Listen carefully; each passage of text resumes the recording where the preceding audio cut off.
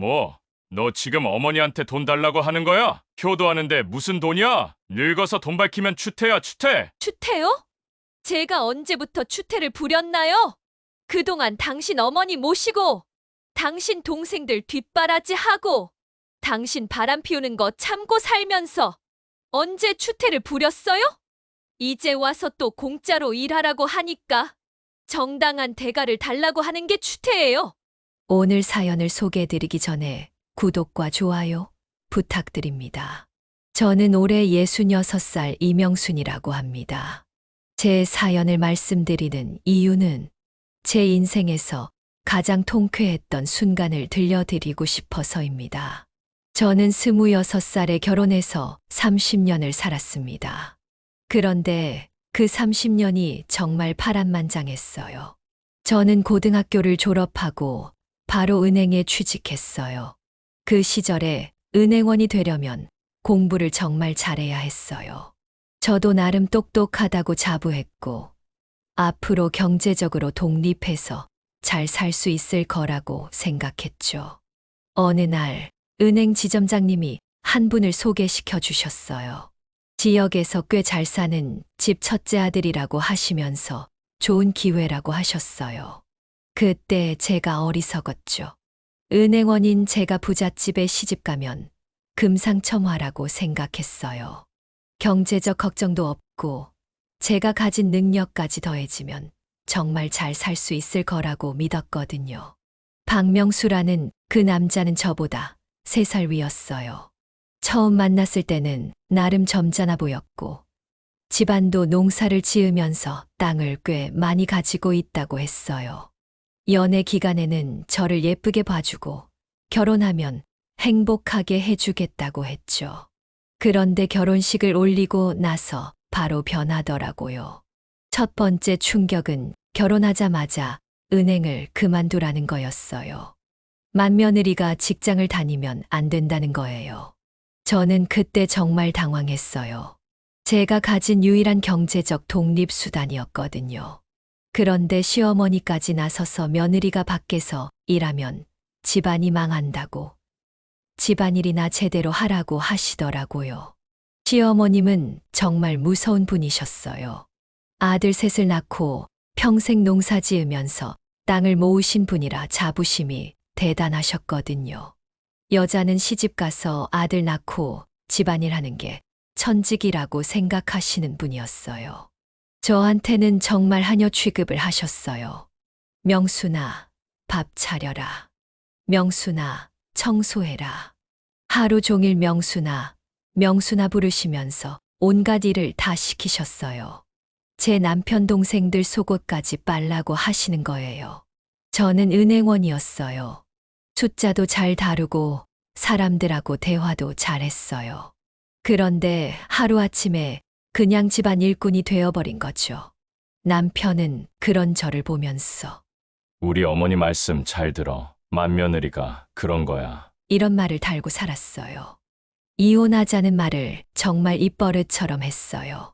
제가 조금이라도 불만을 표현하거나 뭔가 하고 싶다고 하면 바로 그럼 이혼해였어요. 저는 그 말이 너무 무서웠어요. 이미 직장도 그만뒀고 갈 곳도 없었거든요. 친정도 별로 여유가 없었고 혼자 살 능력도 없다고 생각했어요. 그런데 정말 충격적인 건 남편의 바람기였어요. 신혼 때부터 이상하더라고요. 농사일 한다고 나가서는 저녁 늦게 들어오고 술 냄새를 풀풀 풍기면서 들어와서는 저한테 짜증만 냈어요. 나한테 자꾸 토달거면 그냥 이혼해. 첫째 딸을 낳고 나서도 마찬가지였어요. 둘째 딸을 낳았을 때는 정말 심했어요. 아들을 못 낳았다고 저를 원망하더라고요. 그런데 시어머니는 뭐라고 하셨는지 아세요? 명순이가 아들을 못 낳아서 명수가 밖으로 도는 거야. 그래도 네가 조강지처니까 참고 살아야지. 이런 말씀을 하시는 거예요. 저는 정말 미칠 것 같았어요. 제가 뭘 잘못했다고 이런 취급을 받아야 하나 싶었어요. 은행에서 일할 때는 사람들이 저를 인정해 줬어요. 똑똑하다고, 일 잘한다고 했어요. 그런데 결혼하고 나서는 그냥의 못 낳는 며느리, 남편 바람피게 만드는 못난 여자가 되어버린 거예요. 그래도 저는 참았어요. 아이들 때문에라도 참아야 한다고 생각했거든요. 딸 둘을 키우면서 이 아이들만큼은 저처럼 살게 하면 안 되겠다고 다짐했어요. 공부 열심히 시켜서 경제적으로 독립할 수 있게 해주고 싶었어요. 그런데 남편은 정말 뻔뻔했어요. 둘째 딸을 낳고 나서는 아예 대놓고 사랑하는 여자가 생겼다면서 집에 안 들어오기 시작했어요. 한 달에 두세 번 들어올까 말까 했어요. 그래 놓고는 들어오면 이혼하자, 이혼하자 이 소리만 했어요. 남편이 바람 피워서 집을 비운 사이에 농사일은 둘째 서방님과 둘째 동서가 하게 되었어요. 남편은 바람 피우느라 바쁘고 저는 집안일과 애들 키우느라 바쁘고 그러니까 자연스럽게 둘째 부부가 농사를 전담하게 된 거죠. 어느 날 정말 하늘이 무너지는 소식을 들었어요. 시댁 땅에 골프장이 들어선다는 거예요. 보상금이 어마어마하게 나온다고 했어요. 저는 당연히 우리도 몫이 있을 거라고 생각했어요. 맏며느리로 온갖 고생을 다 했는데 이제 좀 편하게 살 수 있겠다 싶었거든요. 그런데 시어머니가 뭐라고 하셨는지 아세요? 땅은 다 둘째한테 넘겨줄 거야. 둘째가 아들을 낳았으니까 집안의 대를 이어야지. 이렇게 말씀하시는 거예요. 저는 정말 어이가 없었어요. 아들을 못 낳았다고 그동안 무시당하고 살았는데 이제 돈이 생기니까 아예 한 푼도 안 주겠다는 거예요. 어머니, 그럼 저희는 어떻게 살라고 하세요? 너희들은 알아서 살아. 땅 없으면 다른 일 하면 되잖아. 집안 대는 아들이 이어야 해. 며느리가 무슨 권리가 있어? 정말 기가 막혔어요. 그동안 시어머니 모시고 시댁 도련님들 뒷바라지하고 남편 바람 피우는 거 참고 살았는데 결국 한 푼도 못 받고 쫓겨나는 거예요. 그것도 아들 못 낳았다는 이유로요. 남편은 그때 뭐라고 했는지 아세요? 어머니 말씀이 맞아. 우리가 무슨 자격으로 땅을 달라고 해. 그게 불만이면 이혼하든가. 나도 이제 지겨워. 이런 말을 하더라고요. 정말 한심했어요. 자기 어머니가 우리를 내쫓는데도 아무 말 안 하고 오히려 저한테 이혼하자고 하는 거예요. 그렇게 해서 우리는 대가족에서 떨어져 나와 내 식구로 살게 됐어요. 남편은 농기계 고치는 일을 시작했고 저는 마트에서 일하게 됐어요. 40대 중반에 처음으로 밖에서 일을 하게 된 거죠. 결혼 후 처음으로 직장을 갖게 된 거예요. 처음에는 정말 힘들었어요. 마트에서 계산하고 정리하고 손님들 상대하는 게 쉽지 않았거든요. 그런데 신기한 게 일하면서 조금씩 자신감이 생기더라고요. 사람들이 저를 알아봐 주는 거예요. 명순 씨 일 잘한다. 명순 씨 믿을 만하다.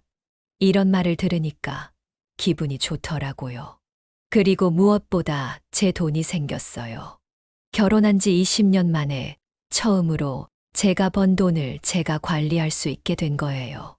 남편이 농기계 고치는 일로 버는 돈도 있었지만 제 돈이 따로 있다는 게 정말 기분이 좋았어요.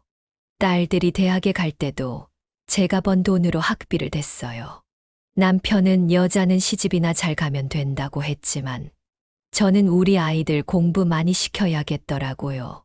제가 겪은 일을 딸들이 겪게 할 수는 없었거든요. 딸들한테는 꼭 경제적으로 독립하라고 했어요. 남자한테 의존해서 살면 저처럼 된다고.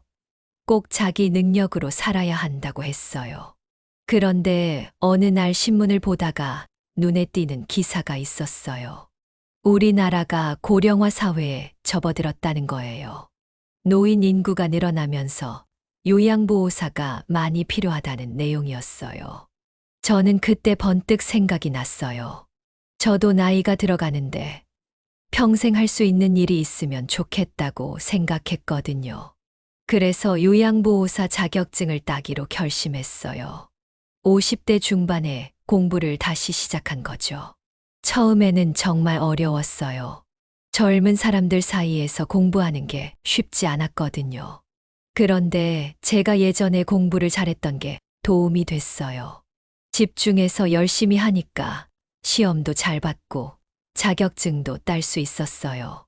남편은 처음에 비웃었어요. 늙어서 무슨 자격증이야. 그런 거 해봤자 얼마나 벌겠어. 이런 식으로 말했어요. 그런데 제가 요양보호사로 일을 시작하니까 생각보다 돈이 괜찮게 나오는 거예요. 마트에서 일할 때보다 훨씬 나았어요. 그리고 무엇보다 보람이 있었어요. 혼자 계신 할머니, 할아버지들을 돌보면서 고맙다. 명순이 덕분에 산다. 이런 말씀을 들으니까 정말 뿌듯했어요. 그동안 시댁에서는 한 번도 고맙다는 말을 못 들어봤는데 요양보호사 일을 하면서는 매일 감사하다는 말을 들었어요. 몇 년 동안 열심히 일하면서 돈도 꽤 모았어요. 남편 몰래 통장을 만들어서 제 돈을 따로 관리했거든요.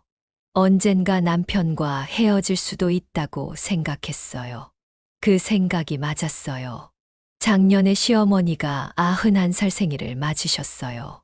둘째 동선의 집에서 생일상을 차린다고 해서 갔는데 정말 어이없는 일이 벌어졌어요. 시어머니가 거동이 불편해지셨다면서 요양보호사가 필요하다고 하시는 거예요. 그런데 모르는 사람은 싫고 저보고 병간호를 하라는 거예요. 형님이 요양보호사 자격증도 있잖아요. 형님이 어머니 모셔주세요. 아무래도 형님이 있으시면 어머님도 편하시지 않을까요? 둘째 동서가 이렇게 말하더라고요. 그런데 더 가관인 건 제 남편이었어요. 그래. 그게 좋은 생각이다. 명순아, 어머니 모셔드려. 저는 그때 정말 어이가 없었어요. 요양보호사 일이 얼마나 전문적이고 체력적으로 힘든 일인지 아세요? 어르신들을 정성껏 돌보는 일이라 정말 책임감도 크고 24시간 집중해야 하는 일이거든요. 그런 일을 24시간 해달라는 거예요. 그것도 가족이니까 공짜로요. 저는 그때 생각했어요. 아, 이 사람들은 나를 사람으로 보는 게 아니구나. 그냥 편리한 도구로 보는구나. 맏며느리니까 자격증 있으니까 당연히 해야 한다는 거예요. 제가 그동안 얼마나 힘들게 살았는지, 얼마나 고생했는지는 전혀 생각 안 하는 거예요. 그래서 저는 말했어요. 제가 요양보호사 경력이 있어서 이런 일은 월 300만 원 정도는 받아야 해요. 24시간 돌봄이면 더 받아야 하고요. 그랬더니 남편이 벌떡 일어나더라고요. 뭐, 너 지금 어머니한테 돈 달라고 하는 거야? 효도하는데 무슨 돈이야? 늙어서 돈 밝히면 추태야, 추태! 이렇게 소리를 지르는 거예요. 저는 정말 기가 막혔어요. 추태요? 제가 언제부터 추태를 부렸나요? 그동안 당신 어머니 모시고, 당신 동생들 뒷바라지하고, 당신 바람 피우는 거 참고 살면서 언제 추태를 부렸어요? 이제 와서 또 공짜로 일하라고 하니까 정당한 대가를 달라고 하는 게 추태예요. 저는 목소리가 떨렸어요. 그동안 참고 살았던 게 한꺼번에 터져 나오는 것 같았거든요. 그런데 시어머니가 뭐라고 하셨는지 아세요? 명순아, 네가 지금까지 우리 집에서 먹고 살았으면 고마워해야지. 무슨 돈을 달라고 해? 며느리가 시어머니 모시는 거 당연한 거 아니야? 정말 어이가 없었어요. 제가 30년 동안 이 집에서 먹고 살았다고요? 제가 언제 공짜로 얻어먹었나요? 시어머니 모시고, 집안일하고, 농사일 도와주고, 남편 뒷바라지 하면서 번 거잖아요. 그런데 먹고 살게 해줬다고 고마워하라는 거예요? 그때 둘째 동서가 또 끼어들었어요. 형님, 어머니 말씀이 맞아요. 가족인데 왜 그렇게 따져요? 어머니가 아프신데 형님이 좀 도와주시면 안 돼요? 저는 그 말을 듣고 정말 화가 머리끝까지 올라왔어요. 가족이면 뭐든지 공짜로 해야 한다는 거예요. 그럼 둘째 동서는 왜 안 해요? 셋째 동서는 왜 안 해요? 왜 꼭 저만 해야 하는 거예요? 안 해요. 못 해요. 저도 이제 나이가 들어서 힘들어요. 이렇게 말했더니 분위기가 정말 싸해졌어요. 다들 저를 이상한 사람 보듯이 쳐다보더라고요. 남편은 얼굴이 빨개져서 화를 참지 못하겠다는 표정이었고, 시어머니는 기가 막히다는 듯이 혀를 차시더라고요. 그때 남편이 정말 못된 말을 했어요. 야, 이명순, 너 정말 미쳤나? 평생을 이 집에서 먹고 살았으면서 이제 와서 배은망덕하게 굴어? 좋아, 그럼 이혼해. 당장 이혼하자고. 또 이혼 얘기예요. 30년 동안 들어온 그 말이에요. 그런데 이상했어요. 예전 같으면 무서워서 사과했을 텐데, 그날은 전혀 무섭지 않았어요. 오히려 속이 시원했어요. 좋아요. 이혼해요. 당신이 그렇게 원하던 이혼, 이제 해드릴게요. 이렇게 말하고 나니까 오히려 남편이 당황하더라고요. 뭐라고? 너 지금 진짜로 이혼하자는 거야? 네. 진짜로 이혼해요. 당신이 30년 동안 원하던 일이잖아요. 이제 그 소원 들어드릴게요. 저는 가방에서 조심스럽게 이혼 서류를 꺼냈어요. 사실 저는 이미 오래전부터 이혼 서류를 준비해뒀거든요. 남편이 또 이혼 얘기를 하면 이번에는 정말로 해주겠다고 마음먹었어요. 자, 여기 사인하세요. 이제 정말로 이혼해요. 가족들이 모두 입을 벌리고 저를 쳐다봤어요. 아무도 말을 못 하더라고요. 시어머니도 둘째 동서도 남편도 모두 멍하니 있었어요. 아마 제가 정말로 이혼 서류를 준비해 올 줄은 몰랐나 봐요. 남편이 떨리는 목소리로 말했어요. 야, 이명순, 장난하지 마. 이게 무슨... 장난 아니에요. 진짜예요. 당신이 그렇게 원하던 이혼이잖아요. 이제 당신 마음대로 사세요. 저도 이제 제 마음대로 살고 싶어요. 저는 일어서서 이혼 서류를 테이블 위에 놓았어요. 그리고 가방을 들고 일어섰어요.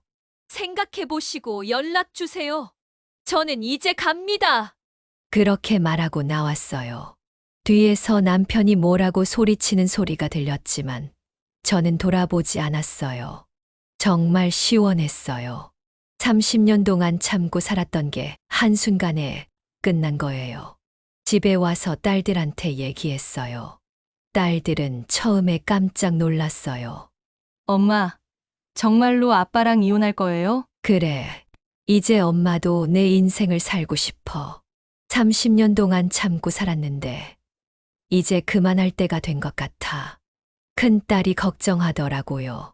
엄마, 혼자 살기 힘들지 않을까요? 나이도 있으시고. 저는 딸한테 말했어요. 괜찮아. 엄마 요양보호사 일도 하고 돈도 좀 모아뒀어. 그리고 뭐보다 이제 눈치 안 보고 살 수 있잖아. 30년 동안 눈치 보면서 살았는데 이제 정말 자유롭게 살고 싶어. 엄마가 행복하시면 저희도 좋아요. 그동안 아빠 때문에 너무 힘드셨죠? 딸들이 이해해 주니까 정말 마음이 놓였어요. 걱정했던 건 딸들이 반대할까 봐서였거든요. 그런데 딸들도 그동안 아빠가 엄마한테 어떻게 했는지 다 알고 있었나 봐요. 그날 밤에 남편이 집에 왔어요. 술을 마셨는지 얼굴이 빨갛더라고요. 들어오더니 바로 저한테 소리를 지르기 시작했어요. 야, 이명순, 너 진짜 미쳤어? 어머니 생신날에 그게 뭐 하는 짓이야? 온 동네 망신 다 줬잖아. 저는 조용히 대답했어요. 망신이요. 제가 뭘 잘못했나요? 당신이 30년 동안 이혼하자고 말해놓고 정작 제가 이혼하자고 하니까 망신이라고 하세요? 그게 진짜로 하는 소리야. 그냥 말로만 하는 거지. 누가 진짜로 이혼하라고 했어? 저는 그 말을 듣고 정말 어이가 없었어요. 30년 동안 이혼하자는 말로 저를 협박해 놓고 정작 제가 진짜로 이혼하겠다고 하니까 말로만 하는 거였다는 거예요. 돈도 없는 주제에 이혼도 못할 거면서 무슨 어세야? 남편은 저를 얕보고 있었어요. 제가 돈이 없다고 생각한 거죠. 당신이랑 살기 싫어서 악착같이 돈 모아놨어요. 그러자 남편 얼굴이 확 변하더라고요. 제가 정말로 준비를 해뒀다는 걸 그제야 깨달은 거예요. 뭐? 너 언제부터 돈을 모았어? 왜 나한테 말 안 했어? 말할 이유가 있나요? 당신은 맨날 이혼하자고 했잖아요. 그래서 준비한 거예요. 남편은 한동안 말을 못 하더라고요. 아마 저를 계속 협박으로 누를 수 있다고 생각했나 봐요. 그런데 제가 정말로 떠날 수 있다는 걸 알고 나니까 당황한 거죠. 며칠 뒤에 시어머니가 전화를 하셨어요. 명순아, 며칠 전 일은 잊어버려. 내가 순간 화가 나서 그런 말 한 거야. 네가 기분 나빴으면 미안하다. 처음으로 시어머니가 사과하는 말을 들었어요. 30년 만에 처음이었어요. 그런데 이상하게도 전혀 기분이 좋지 않았어요. 오히려 더 화가 났어요. 어머니, 사과받을 일이 아니에요. 저는 이미 결정했어요. 남편하고 이혼할 거예요. 뭐? 너 정말 미쳤구나. 내가 사과까지 했는데 뭐가 더 필요해? 순간 본색이 드러나더라고요. 사과도 진심이 아니었던 거죠. 그냥 저를 달래려고 한 말이었어요. 어머니, 저는 더 이상 이 집 며느리로 살고 싶지 않아요. 30년 동안 충분히 살았어요. 그러고 전화를 끊었어요. 그 후로는 시댁에서 아무도 연락하지 않았어요. 아마 제가 정말로 이혼할 거라고는 생각 못 했나 봐요. 이혼 절차는 생각보다 빨리 진행됐어요. 저는 이미 모든 걸 준비해뒀거든요. 혼자 살 집도 알아봐뒀고, 이사 갈 준비도 다 해뒀어요. 남편은 끝까지 제가 돌아올 거라고 생각했나 봐요. 명순아, 진짜로 나갈 거야? 너 없으면 나는 어떻게 살아? 남편이 이렇게 말하더라고요. 그런데 저는 전혀 마음이 움직이지 않았어요. 당신 혼자서도 잘 살 거예요. 30년 동안 저한테 이혼하자고 했으면서 이제 와서 왜 그러세요? 그건 그냥 화가 나서 한 말이야. 진짜로 이혼하자는 게 아니었어. 저는 진짜로 받아들였어요. 당신이 원하는 대로 해드린 거예요. 그렇게 해서 정식으로 이혼했어요. 재산 분할도 받았고요. 남편은 끝까지 억울하다고 했지만 저는 후회하지 않았어요. 새로운 집으로 이사하는 날, 딸들이 도와주러 왔어요. 엄마, 정말 괜찮으세요? 혼자 사는 거 무섭지 않아요? 큰딸이 걱정하며 물어봤어요. 무서울 게 뭐 있어? 오히려 이제야 편해. 아무도 눈치 안 보고 살 수 있잖아. 엄마, 저희는 엄마가 행복하시면 좋겠어요. 그동안 너무 힘드셨잖아요. 딸들이 이해해 주니까 정말 마음이 놓였어요. 사실 가장 걱정했던 게 딸들 반응이었거든요. 새 집은 작지만 깔끔했어요. 원룸이었지만 저 혼자 살기에는 충분했어요. 처음으로 제 마음대로 꾸밀 수 있는 공간이 생긴 거예요.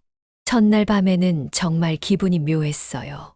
무서우면서도 자유로웠어요. 아무도 저한테 밥 차리라고 하지 않고 빨래하라고 하지 않고 어디 가냐고 추궁하지도 않았어요. 정말 오랜만에 평화로운 밤이었어요. 다음 날부터는 제 일상이 시작됐어요. 요양보호사 일을 계속했고 저녁에는 혼자 TV를 보거나 책을 읽었어요. 주말에는 딸들이 가끔 찾아왔어요. 한 달쯤 지났을 때 남편이 전화를 했어요. 명순아, 나 혼자 사는 거 힘들어. 다시 생각해 볼 수 없을까? 저는 단호하게 말했어요. 안 돼요. 저는 이제 새로운 삶을 시작했어요. 그럼 가끔이라도 와서 밥 좀 해줄 수 없어? 혼자 해먹는 거 너무 힘들어. 정말 어이가 없었어요. 이혼했는데도 저를 가정부로 부리려고 하는 거예요. 당신 일은 당신이 알아서 하세요. 그러고 전화를 끊었어요. 그 후로는 더 이상 연락하지 않았어요. 몇 달이 지나니까 완전히 새로운 생활에 적응됐어요. 자유롭게 일하고, 자유롭게 쉬고, 자유롭게 친구들도 만나고, 정말 행복했어요.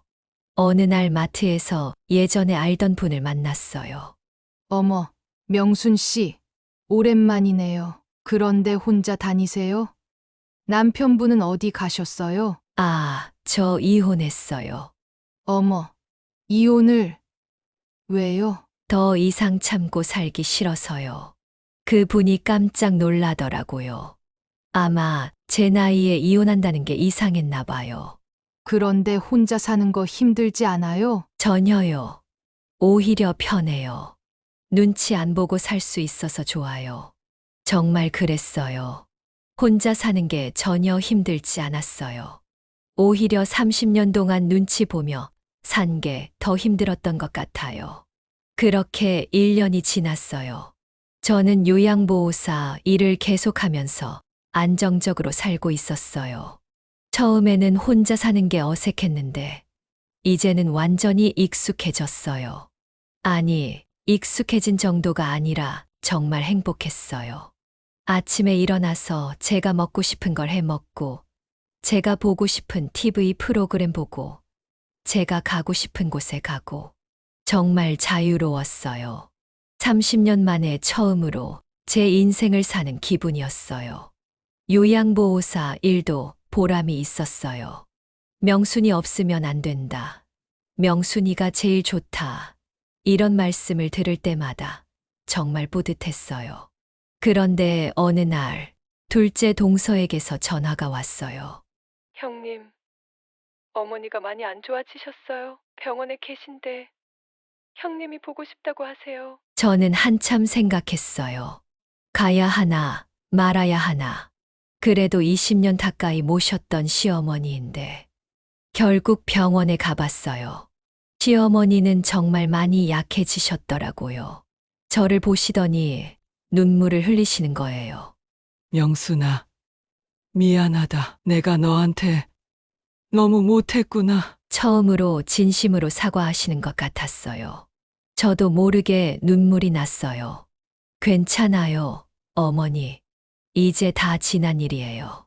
명순아, 내가 떠나고 나서야 알겠더라. 너 없으면 우리 집이 안 되는구나. 명순은 혼자 못 산다, 명순아. 저는 조용히 말했어요. 어머니, 저는 이제 제 인생을 살고 있어요. 행복해요. 시어머니가 제 손을 잡으시더라고요. 명순아, 그래도 가끔은 영수 좀 봐줘. 혼자 너무 힘들어해. 저는 고개를 저었어요. 안 돼요, 어머니. 저는 이제 그 사람 아내가 아니에요. 각자 자기 인생을 살아야죠. 며칠 후 시어머니가 돌아가셨다는 연락을 받았어요. 장례식에 갔는데 전 남편이 정말 초라해 보이더라고요. 살도 많이 빠지고 옷도 제대로 안 차려입고 전 남편이 저한테 다가와서 말했어요. 명순아, 이제라도 돌아올 수 없을까? 나 혼자서는 정말 못 살겠어. 주변 사람들이 다 보고 있었는데도 저한테 매달리더라고요. 저는 차분히 말했어요. 안 돼요. 그럼 가끔이라도 그것도 안 돼요. 당신 일은 당신이 알아서 하세요. 그렇게 단호하게 말하고 나왔어요.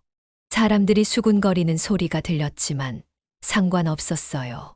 장례식 후에 둘째 동서가 저한테 와서 말했어요.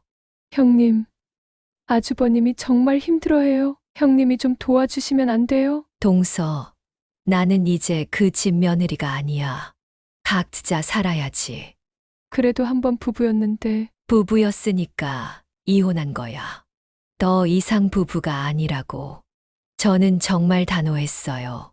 30년 동안 참고 살았는데 이제 와서 다시 돌아갈 이유가 없었거든요. 그 후로 가끔씩 소식을 들으면 남편은 혼자 살면서 정말 힘들어하고 있다고 해요. 집은 엉망이고 밥도 제대로 못 해 먹고 빨래도 제대로 못 하고 완전히 호래비가 되어서 늙어가고 있다고 하더라고요. 딸들이 가끔 아빠 얘기를 하면서 물어봤어요. 엄마, 아빠가 혼자 살면서 많이 힘들어 하신대요. 정말 괜찮으세요? 괜찮아.